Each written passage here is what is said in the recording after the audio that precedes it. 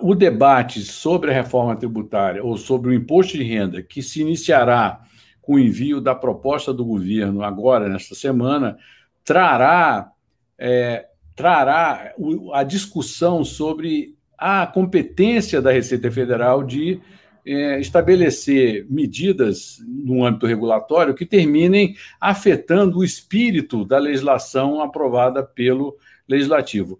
Cristiano, isso aí é a guerra do final do mundo, porque a Receita Federal sempre teve uma predominância sobre o debate tributário do Brasil. Eles fazem a política tributária no Brasil, eles interpretam a política tributária no Brasil, eles extrapolam os âmbitos da política tributária aprovada no Congresso, e isso resulta em quase 6 toneladas de legislação, segundo alguém levantou aí, de legislação tributária, uma enormidade de portarias e resoluções que são publicadas diariamente e que causam esse caos tributário que a gente existe no Brasil. Então, essa decisão do Arthur Lira de colocar o tema em discussão e que imediatamente causou uma reação das associações de auditores e fiscais da Receita, dizendo que não, nós não podemos impedir o direito da Receita de editar portarias e atos e, enfim, resoluções, isso mostra que nós vamos viver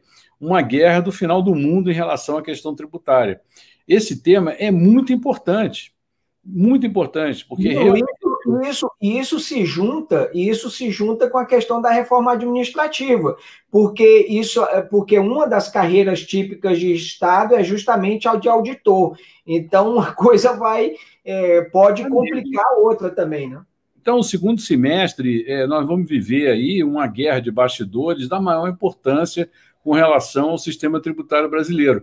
E eu divido a reforma tributária em duas. Uma reforma tributária da porta para fora, que é a reforma de impostos, de quem paga e quem cobra e quem define, e a reforma para dentro, que é a reforma da burocracia, a reforma da existência de muitos tributos, da reforma dos procedimentos, dos alcances da legislação infraconstitucional e regulatória sobre a questão tributária, enfim. Então, nós temos pela frente um debate muito importante que está aí meio que de lado na imprensa, que não entende o tamanho da confusão que vai acontecer. Destaco, obviamente, que o Senado, o Estadão foi bastante eficiente em apontar, e na entrevista com o Arthur Lira, ele destacou o ponto que existe essa discrepância dentro do Congresso em relação ao poder da Receita Federal de fazer política tributária. Cristiano? Murilo, eu gostaria de destacar outro ponto desse aspecto, a própria, vamos dizer assim, discussão superficial do próprio Congresso Nacional quando ele debate alguma legislação tributária.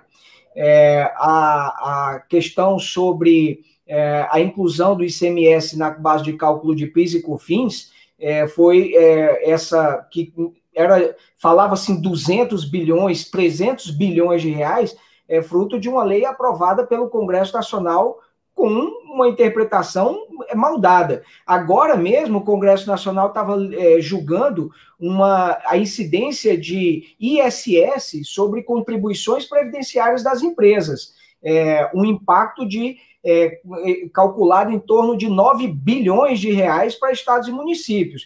Isso para citar só 2 exemplos. Então, a questão do Congresso Nacional também de legislar e que acaba deixando essas questões sobre constitucionalidade ou não definindo muito bem esses parâmetros, acabam gerando um passivo tributário dentro do Supremo Tribunal Federal também extraordinário. São esses passivos que a gente vê em discussão aí no Supremo Tribunal Federal e que acaba repercutindo enormemente nas finanças públicas do país.